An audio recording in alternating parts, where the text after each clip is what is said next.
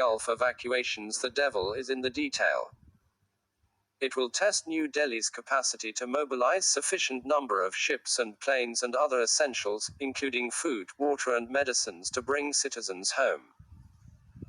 India's post-COVID-19 plans that could include larger-scale evacuations from the Gulf may turn out to be a Herculean task, which will test New Delhi's capacity to mobilize sufficient number of ships and planes and other essentials, including food, water and medicines, to bring citizens home.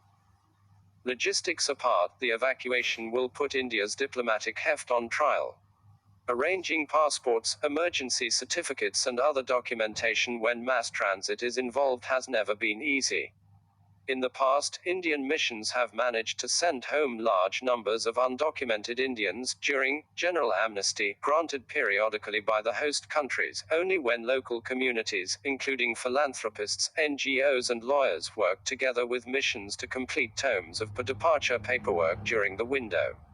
The people skills of the mission staff have also been severely tested during these times to ensure active cooperation of the local foreign ministry, police and immigration officials, as well as airline staff, to grease a relatively smooth exit. While the scale of the proposed evacuation is blurred, The Hindu reported last week that during a meeting headed by Cabinet Secretary Rajiv Gauba, comprising all nodal ministries, including the participation of Foreign Secretary Harsh Shringla and all Chief Secretaries of States and Union Territories, the return of an estimated 200,000 expatriates and other travelers was discussed. These numbers would be comparable to the Hajj pilgrims who are extricated from Saudi Arabia every year.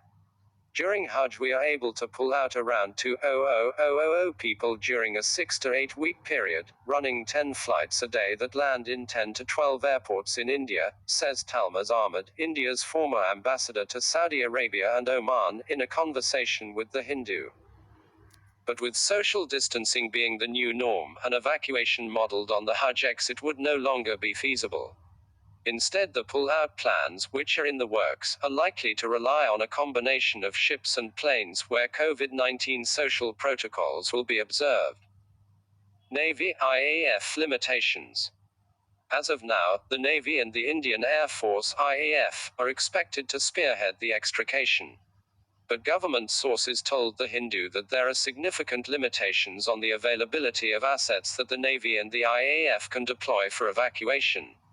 The largest amphibious platform in the Navy is in Jalashwa, based at the Eastern Naval Command headquarters in Visakhapatnam.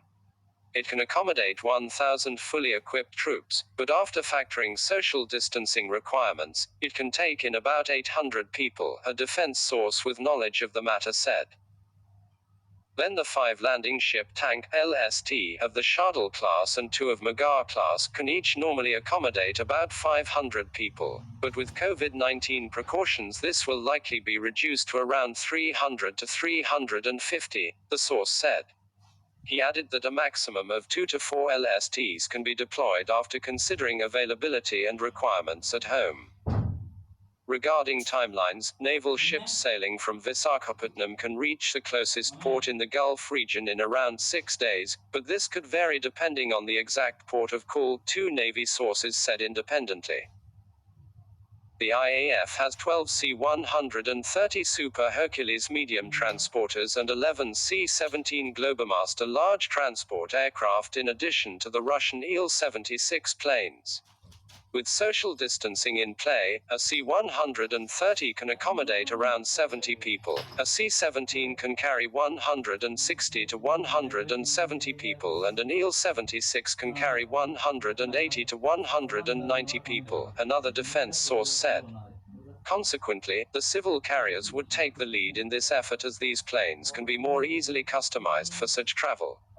IAF will be on standby for any contingency as required, the source observed. In case all the evacuees can still not be accommodated, the pull-out mission may have to be expanded to include ferries and cruise ships, which can transport 3,000-5,000 people. Oil price.